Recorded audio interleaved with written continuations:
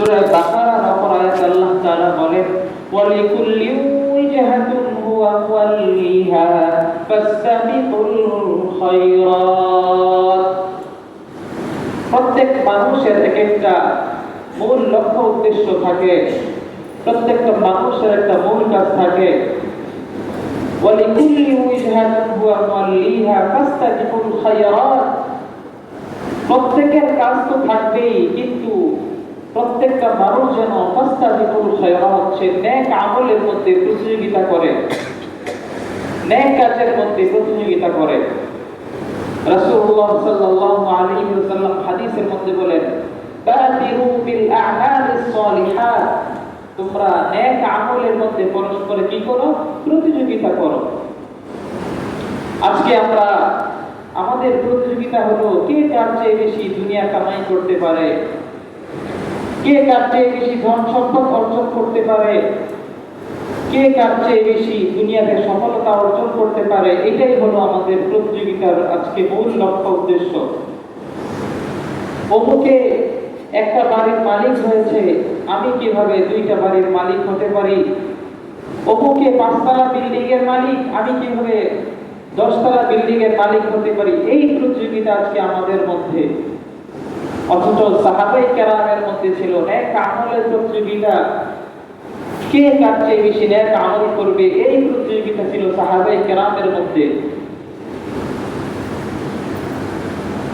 রাসূলুল্লাহ সাল্লাল্লাহু আলাইহি ওয়াসাল্লামের ইন্তেকালের পর খলিফাতুল মুসলিমিন হয়েছেন, খলিফা হয়েছেন মুসলমানদের হযরত আবু বকর সিদ্দিক রাদিয়াল্লাহু তাআলা আনহু। এই আবু বকর সিদ্দিক রাদিয়াল্লাহু তাআলা আনহুর খেলাফতের জামানায়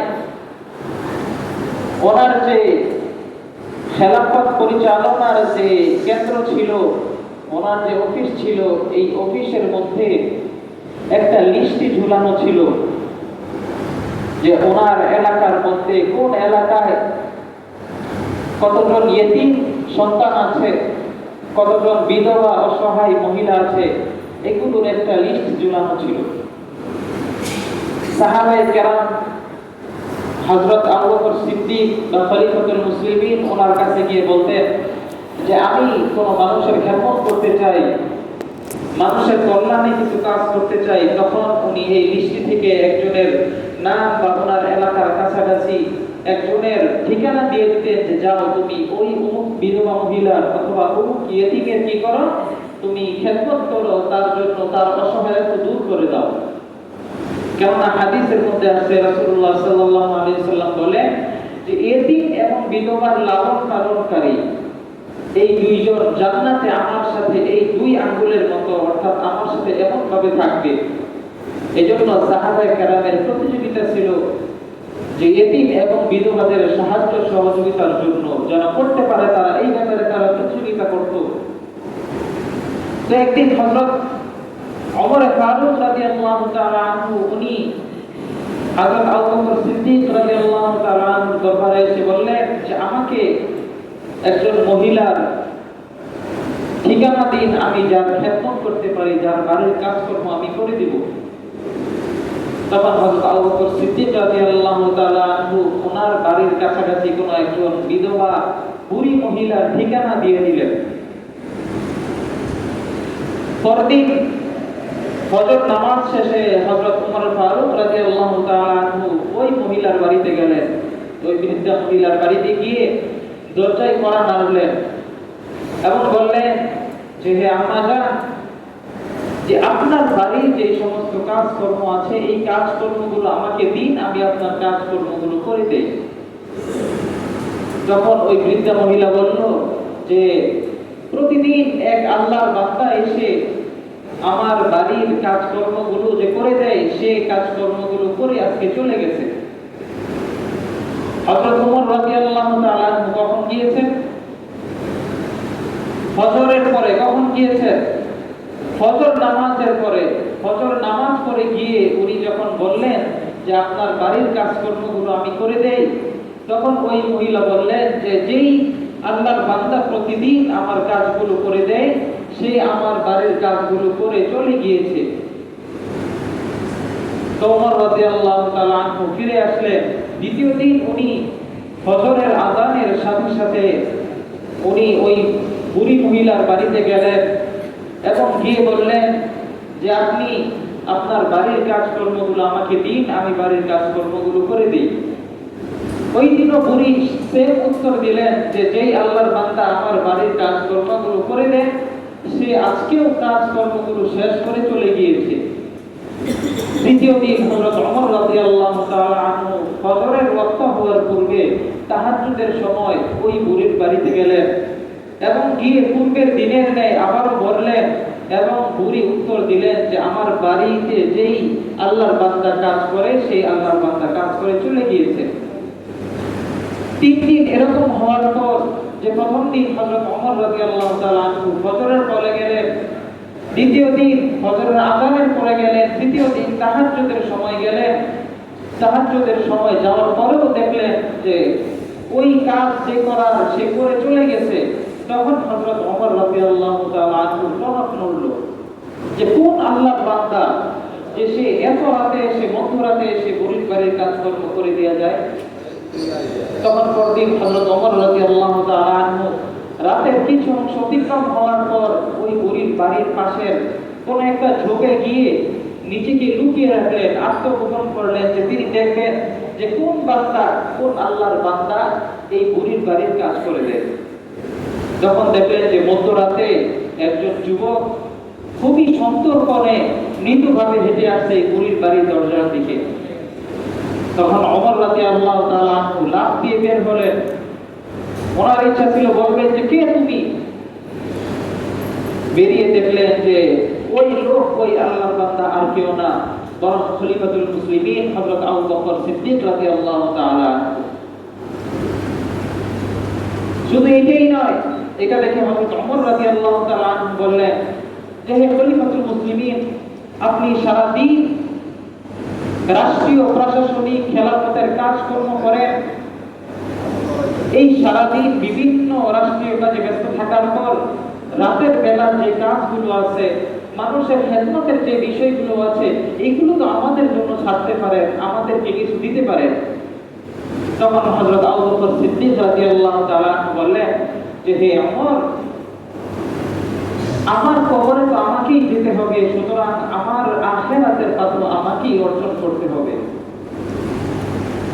অথচ কিয়ামতের দিন সমস্ত উম্মতের যে আমল, এই আমলকে যদি এক পাল্লায় রাখা হয় এবং আবু বকর সিদ্দিক রাদিয়াল্লাহু তাআলা আনহু যে রাসূলকে নিয়ে মক্কা থেকে মদিনায় হিজরত করেছেন, ওই হিজরতের রাতের এক রাতের আমলনামা সমস্ত উম্মতের আমলের চেয়ে বেশি হবে। শুধু এটাই নয়, এই আবু বকর সিদ্দিক রাদিয়াল্লাহু তাআলা আনহু এবং হযরত ওমর ফারুক রাদিয়াল্লাহু তাআলা আনহু এই দুইজন সব সময় আমলের মধ্যে দুইজন কম্পিটিশন করতেন। দুইজনের মধ্যে প্রতিযোগিতা ছিল। হযরত আবু বকর সিদ্দিকের আমল দেখে সব সময় ওমর রাদিয়াল্লাহু তাআলা আনহু হিংসা করতেন। এই হিংসা দোষণীয় কিছু না, বরং এইটা নিজের আমলের তারাক্কির জন্য। যেমন কোন এক সময় যখন মক্কায় দুর্ভিক্ষ দেখা দিল, তখন স্বাভাবিকভাবে সব সময় ওমর রাদিয়াল্লাহু তাআলা আনহু চাইতেন হযরত আবু বকর থেকে যেন তার আমল আল্লাহর নবীর কাছে বেশি পছন্দনীয় হয়, কিন্তু দেখা যায় তো কোনো না কোনোভাবে হযরত আবু বকর শুধু এগিয়ে যেতেন। তো একদিন যখন আল্লাহ রাসূল ঘোষণা করলেন যে তোমরা আল্লাহ তাআলার রাস্তায় দান করো, সদকা করো, তখন এর কিছুদিন পূর্বে হযরত ওমর রাদিয়াল্লাহু তাআলা আনহু ব্যবসা করে এসেছেন এবং ব্যবসায় ওনার বিরাট একটা লাভ হয়েছে। তো তিনি মনে মনে ভাবলেন যে এইবার আমি হযরত আবু বকরকে যেভাবেই হোক পিছনে ফেলে দিব। যখন রাসূল ঘোষণা করলেন তোমরা দান সদকা করো, তখন হযরত ওমর রাদিয়াল্লাহু তাআলা আনহু ওনার সমস্ত সম্পদকে দুই ভাগে বিভক্ত করে এক ভাগ নিয়ে এসেছেন এবং আরেক ভাগ তার ঘরে রেখে এসেছেন।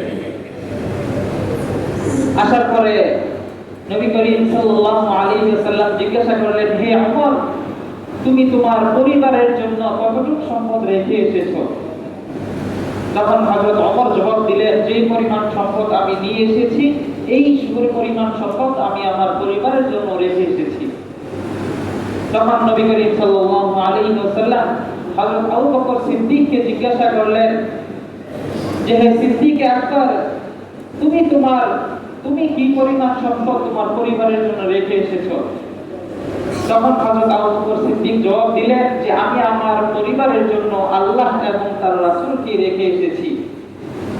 এটা শুনে হযরত ওমর মনে মনে বললেন যে বহুবার চেষ্টা করেছি এবং এটাই ছিল সর্বশেষ চেষ্টা যে হযরত আবু বকর সিদ্দিককে পিছনে ফেলবো, কিন্তু আজকেও যেহেতু পারি নাই, সুতরাং আর কখনো আমার দ্বারা কোনো আমলের মধ্যে আবু বকরকে পিছনে ফেলানো সম্ভব না। সাহাবায়ে কেরামের দ্বীনের কাজের প্রতিযোগিতা এমন ছিল, তারা দ্বীনের কাজের মধ্যে প্রতিযোগিতা করতেন। আজকে আমরা দুনিয়া কামাইয়ের প্রতিযোগিতার মধ্যে লিপ্ত। এই জন্য বিভিন্ন হাদিসের মধ্যে আল্লাহ তাআলা নবী করিম সাল্লাল্লাহু আলাইহি ওয়াসাল্লাম আল্লাহ তাআলার সন্তুষ্টি অর্জনের জন্য নেক আমলের জন্য যে প্রতিযোগিতার কথা বলেছেন, এগুলোর মধ্যে আমরা নিজেদেরকে নিয়োজিত করা, নিজেরা প্রতিযোগিতা করা। এবং যদি কেউ আমাদের মধ্যে প্রতিযোগিতা হয় যে অমুকে দেখি যে সেই নফল নামাজ, প্রত্যেক ওয়াক্তের নফল নামাজ করে, ফজরের পরে ইশরাক করে, মাগরিবের পরে আওয়াবিদ করে, তাহাজ্জুদ করে, আমি চেষ্টা করব আমিও তার থেকে যেন বেশি থেকে বেশি আমল করতে পারি। একজন ব্যক্তি, আমার এক ভাই, সে 5 ওয়াক্ত নামাজ মসজিদে এসে আদায় করে, আমি তার চেয়ে আরো বেশি কিভাবে মসজিদে থাকতে পারি, এই প্রতিযোগিতা করা। এবং এই প্রতিযোগিতার মধ্যে যদি এমন হয় যদি আবার আমলের মধ্যে লোক দেখানোর বিষয়টা চলে আসে, তাহলে আমার এই আমলের কোনো ফায়দা থাকবে না, কোনো মূল্য থাকবে না। এই জন্য নেক আমল যত গোপনে করা যায় ততই উত্তম। দুনিয়াতে এসেছে আমলের জন্য, একদিন বিদায় হয়ে যাবে এবং মানুষকে আল্লাহ তাআলা কিয়ামতের ময়দানে জমা করবেন। হাদিসের মধ্যে আছে, আবু হুরায়রা থেকে বর্ণিত, রাসূলুল্লাহ সাল্লাল্লাহু আলাইহি ওয়াসাল্লাম বলেন, সাবআতুন ইউযিল্লুহুমুল্লাহু ফি যিল্লিহি ইয়াওমা লা যিল্লা ইল্লা যিল্লু। মানুষকে যখন কিয়ামতের ময়দানে একত্রিত করা হবে, মানুষের হিসাব নিকাশ শুরু হবে, কিয়ামতের দিন ওই কিয়ামতের ময়দানের অবস্থা থাকবে খুবই বিভীষিকাময়। মানুষের মাথার খুবই কাছে সূর্য থাকবে। আজকে আমাদের থেকে সূর্য হাজার হাজার মাইল দূরে, তারপরেও গরমে আমরা থাকতে পারি না, অসহ্য হয়ে যায়। আমাদের দেশ তো কিছুটা ঠান্ডাময় দেশ, বিশেষ করে আরব দেশগুলো, এগুলোতে মানুষের চলাফেরা কষ্টসাধ্য, অথচ সূর্য কত হাজার হাজার মাইল উপরে। কিন্তু কিয়ামতের দিন এই সূর্যই, এই সেম সূর্য এই মানুষের মাথার অর্ধ হাত অথবা এই ধরনের কিছু একটা সামান্য উপরে থাকবে। ওই দিন যে অবস্থা হবে, তখন মানুষ বলতে থাকবে যে হিসাব নিকাশ হয়ে কোনো একটা কিছু হোক, হিসাব নিকাশটা শেষ হোক, তাহলে তো কমপক্ষে এই সূর্যের যে উত্তাপ, সূর্যের যে তাপ, এই তাপ থেকে আমরা বাঁচতে পারবো।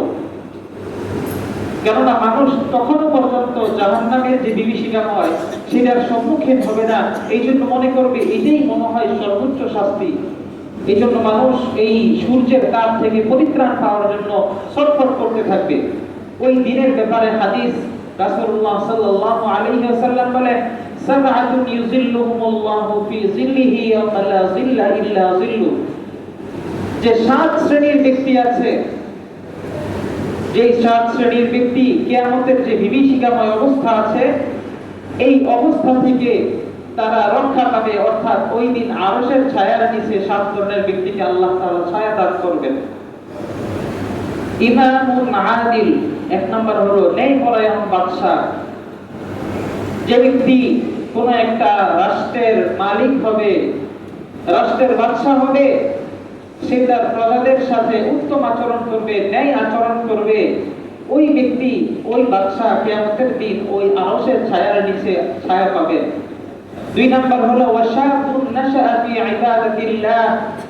ওই যুবক, যে যুবক নাকি ছোট থেকে দ্বীনি পরিবেশে লালিত পালিত হয়ে দ্বীনি আবহাওয়ার মধ্যে বড় হয়েছে, অর্থাৎ দ্বীন শিখতে শিখতে যে যুবক বড় হয়েছে এবং তার পরবর্তী জিন্দেগিতেও সে দ্বীনের উপর অটল অবিচল থেকেছে, ওই যুবক আল্লাহ তাআলা কিয়ামতের দিন আরশের ছায়ার নিচে ছায়া পাবে। 3 নাম্বার হলো ওয়ারাজুলুন কলবুহু মুআল্লাকুন বিল মাসাজিদ। 3 নাম্বার হলো ওই ব্যক্তি, যে ব্যক্তি কলবুহু মুআল্লাকুন বিল মাসাজিদ, যার দিল, যার অন্তরটা সবসময় মসজিদের সাথে লাগানো থাকে, অর্থাৎ একবার মসজিদ থেকে যাওয়ার পর আবার কখন সে মসজিদে আসবে এই ফিকির তার মনের মধ্যে থাকে। মসজিদের কোনো প্রয়োজন সামনে আসলে সে তা পূরণ করার জন্য অক্লান্ত পরিশ্রম করে। এই যুবককে আল্লাহ তাআলা কিয়ামতের দিন সে আরশের নিচে ছায়া দিবেন। আল্লাহ তাআলা কোরআনে কারীমে বলেন, ইন্নামা ইয়া'মুরু মাসাজিদাল্লাহি মান আমানা বিল্লাহি ওয়াল ইয়াউমিল আখির। ইন্নামা ইয়া'মুরু মাসাজিদাল্লাহ, নিশ্চয়ই সেই ব্যক্তি কি করে? মসজিদকে আবাদ করে, মসজিদকে নির্মাণ করে। মান আমানা বিল্লাহি ওয়াল ইয়াউমিল আখির, যে ব্যক্তি আল্লাহ তাআলাকে বিশ্বাস করে এবং কিয়ামতকে বিশ্বাস করে, ওই ব্যক্তি মসজিদ নির্মাণ করে, মসজিদকে আবাদ করতে থাকে।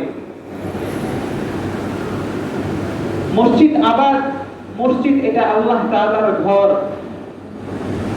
দুনিয়াতে আল্লাহ তাআলা এই আল্লাহ তাআলার ঘর নির্মাণের জন্য মানুষকে দায়িত্ব দিয়েছেন। হাদিসের মধ্যে আসছে, রাসূলুল্লাহ সাল্লাল্লাহু আলাইহি ওয়াসাল্লাম ইরশাদ করেন, মান বানা লিল্লাহি মাসজিদান বানাল্লাহু বাইতান ফিল জান্নাহ। যে ব্যক্তি আল্লাহ তাআলার জন্য দুনিয়াতে আল্লাহ তাআলার ঘর মসজিদ নির্মাণ করবে, আল্লাহ তাআলা এর বদৌলতে তার জন্য জান্নাতে ঘর নির্মাণ করবেন।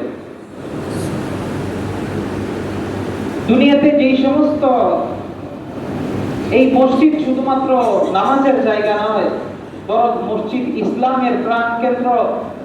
কেননা রাসূলুল্লাহ সাল্লাল্লাহু আলাইহি ওয়াসাল্লাম মদিনায় গিয়ে ওনার যে রাষ্ট্রীয় কার্য পরিচালনা, এই সব কিছু তিনি মসজিদ থেকেই পরিচালনা করতেন। মসজিদ হলো ইসলামের মূল কেন্দ্র, ইসলামের প্রাণ কেন্দ্র। রাসূলুল্লাহ সাল্লাল্লাহু আলাইহি ওয়াসাল্লাম যখন মক্কা থেকে মদিনায় হিজরত করে গেলেন, হিজরত করে মদিনায় প্রবেশের পূর্বেই তুবা নামক স্থানে যখন যাত্রা বিরতি করলেন, তখন সর্বপ্রথম যে মসজিদটা নির্মাণ করেছেন, যেটা আজকে মসজিদে কুবা নামে পরিচিত, এবং তারপরে মদিনাতে প্রবেশ করে তিনি সর্বপ্রথম মসজিদ নির্মাণ করেছেন এবং নামাজ পড়েছেন। এই মসজিদ নির্মাণ করা এটা নবীদের কাজ।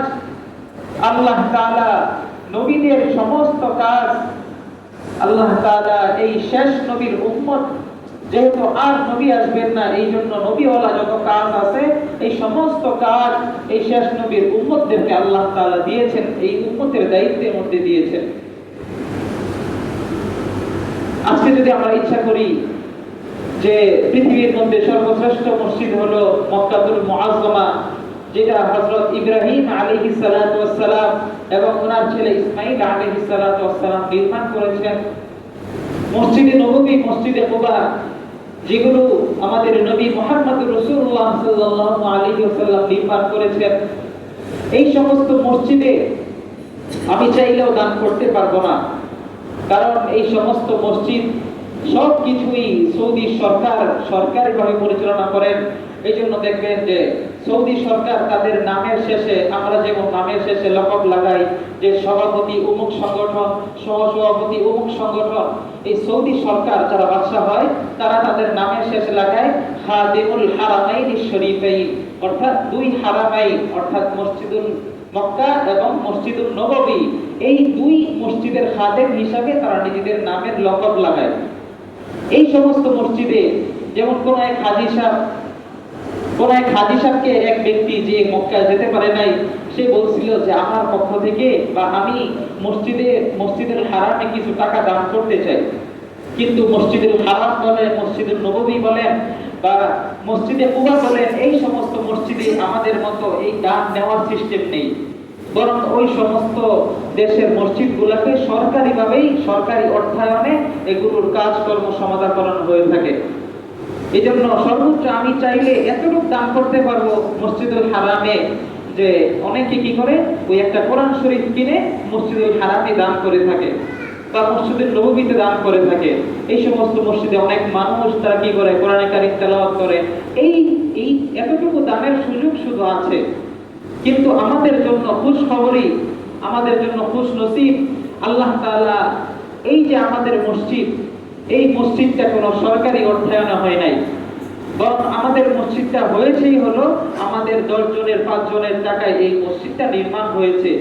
এবং ভবিষ্যতেও এই মসজিদের কোনো কাজ যদি আমাদের সামনে আসে, এগুলো আমাদের 10 জনের টাকায় সমাধা হবে। এই জন্য এটা আমাদের জন্য খুশ খবরই, আমাদের জন্য খুশ নসিব। যেমন আমাদের দেশেও আমরা অনেকেই জানি যে আমাদের দেশের টাঙ্গাইল জেলায় একটা মসজিদ হয়েছে, 201টা গম্বুজ বিশিষ্ট মসজিদ। মসজিদের সৌন্দর্য অনেক বেশি, কারুকার্য করা হয়েছে, সেটা সাধারণ একটা মসজিদের মতো, একটা জামে মসজিদ। এই মসজিদের তুলনা আমাদের মসজিদের মতোই, কিন্তু উদ্দেশ্য হলো এই মসজিদেও যদি কেউ দান করতে চায়, এই মসজিদের যে মসজিদটা নির্মাণ করেছে সে কোনো মানুষের কাছ থেকে টাকা নেয় নাই, সে সম্পূর্ণ নিজের অর্থায়নে এই মসজিদটা সম্পন্ন করেছে। কিন্তু আমাদের প্রত্যেকের জন্য তো একটা করে মসজিদ বানানো সম্ভব না। এই জন্য আমরা আমাদের জন্য আমাদের কাজ হলো, আমি যে এলাকায় থাকি আমাদের এলাকার যে মসজিদ আছে এগুলোর উন্নয়নের জন্য যদি আমার কাছে বলা হয়, তাহলে ওই মসজিদের কাজে আমার সাধ্যমতো সাহায্য করা, এটাই হলো আমার দায়িত্ব। মসজিদের প্রত্যেকটা জিনিসের হক রয়েছে, আমার শরীরের আমার জন্য হক রয়েছে, আমার এলাকার আমার উপর হক রয়েছে, সব কিছুর হক রয়েছে। তেমনি ভাবে মসজিদের আমার উপর হক রয়েছে।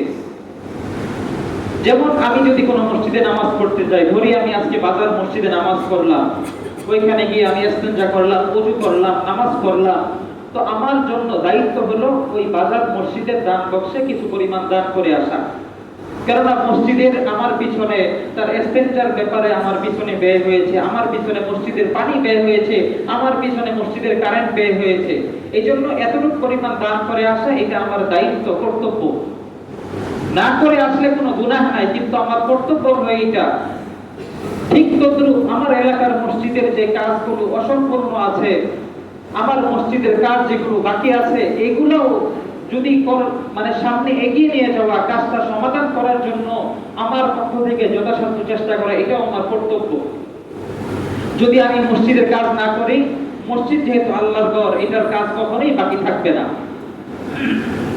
কারণ মসজিদ আল্লাহ তাআলার ঘর, আল্লাহ তাআলাই এর কাজ কারণ না কারণ মাধ্যমে সমাধা করিয়ে দিবেন। যেমন আমরা সকলেই জানি যে রাসূলুল্লাহ সাল্লাল্লাহু আলাইহি ওয়াসাল্লামের জন্মের পূর্বে ইয়ামানের একজন রাজা ছিল আবরাহা। সে দেখলো যে এই মক্কায় বাইতুল্লাহ যে আছে, এই মক্কায় বিভিন্ন রাষ্ট্র থেকে মানুষরা ইবাদতের জন্য আসে। এই মক্কা যে তওয়াফ করে বা মক্কায় এসে মানুষরা জমা হয়, এটা শুধু ইসলামের মধ্যে না, রাসূলুল্লাহ সাল্লাল্লাহু আলাইহি ওয়াসাল্লামের জমানার পরে এমন হয়েছে তেমন না, বরং পূর্বের জমানা থেকে কাফের মুশরিকরাও বা অন্য অন্য ধর্মের লোকেরাও এই মসজিদে এসে কি করতো, এই বাইতুল্লাহ এসে তওয়াফ করতো, এখানে সমবেত হতো। তো এই ইয়েমেনের বাদশা আবরাহা সে চিন্তা করলো যে এই মক্কায় এসে এত লোক জমা হয়, এর দ্বারা তো মক্কাবাসীর বা কুরাইশদের আর্থিকভাবে অনেক সচ্ছলতা আসছে, বা তাদের এখানে জমা হওয়ার কারণে তারা অনেক স্বাবলম্বী হচ্ছে। তো সে নিয়ত করলো যে আমিও একটা ঘর বানাবো। সে একটা এই কাটাঘরের সাদৃশ্য ঘর বানিয়েছে এবং বানিয়ে বলল যে আজকে থেকে তোমরা কি করবা, সমগ্র বিশ্বের মধ্যে ঘোষণা করে দিল যে সবাই এই আমার ঘরে এসে কি করবা, তোমরা তওয়াফ করবা, এখানে সমবেত হবে, এখানে ইবাদত করবা।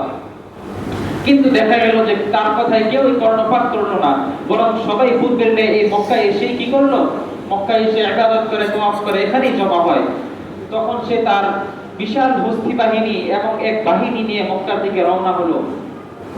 রওনা হওয়ার পর বর্তমানে হাজী সাহেবরা মিনায় অবস্থান করে এবং মুজদালিফায় অবস্থান করে।